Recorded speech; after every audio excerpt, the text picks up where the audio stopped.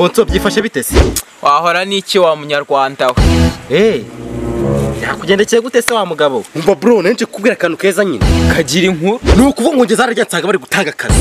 Hari abantu batonze umurongo. Kuva hano ugerayo ni hafi se. Cyane rwose ni hano hirya. Dore ni hano manyuze ndi kuza. Naho wanyagiriwe se? Yego siho nyine. Nuko nari manyuze. Nujya n'amatsiko mbaza se shaho ku kazi kameze gake. Icyo si kibazo nakagombye kwirwa nkubaza. Ahubwo ni nkaho twagezeyo. Ahubwo se nukwitwaza ibikoresho bwoko ki? Sha naba nkubeshye naye ngiye nsanga hano bahetse ibikapu. Icyo kiroroshye. Nge nari nafashe buri kimwe cyose mpakira muri iki gikapu. Ubu nta gikoresho na kimwe kitarimo. Kuko nge natekerezaga no kwahukana kubera inzara. Uriteguye tugereyo se? Yumvira ibibazo buri kubaza. Aho ni nkaho twagezeyo.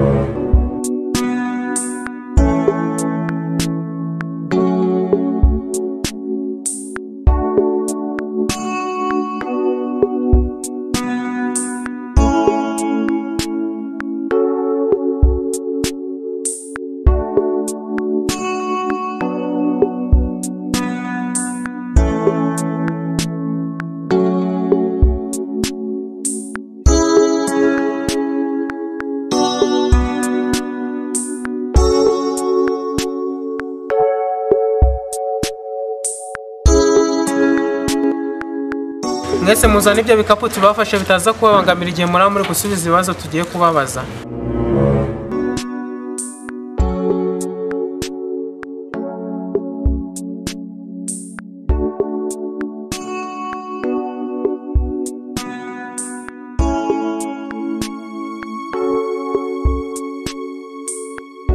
Ese boss twumvishe ko hano muri gutanga akazi, ako kazi ni bwoko ki? Ambo ni ukuvanga ejo bundi hari utuvideo nandimo ntunganya kuri mashini, nyuma iyo mashini iza kugira ikibazo.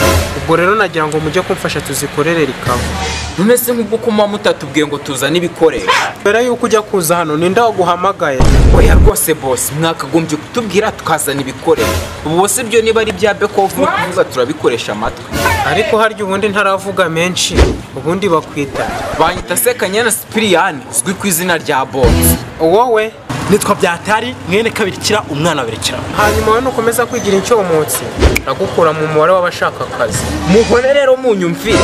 Shaba umuntu yanagucinya kandi ubyita bikino. Ariko se Bonso, watuje tukumvikana bakaduha akazi. Nta byo kumvikana. Urabona imbesere nkingingi iramenyera ikambwira ibyo yishakiye. Harya ubundi ngo bakwita Bonso? Yego. Wowe nkugiriye inama wakwitahira rwose kuko ubu ngubu byarangiye nta n'akazi ukibonye. Uvuga ibyo urasubiramo, ushatse kubigira birebire naguhara nkakwereka ibyo usanze wakibona.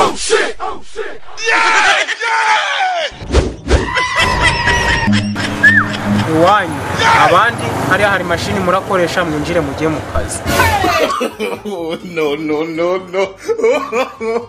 No. Yesu mwami, mama yambwiye ko umuntu wanjye uzankoraho ndabihakana none ndabyemeye.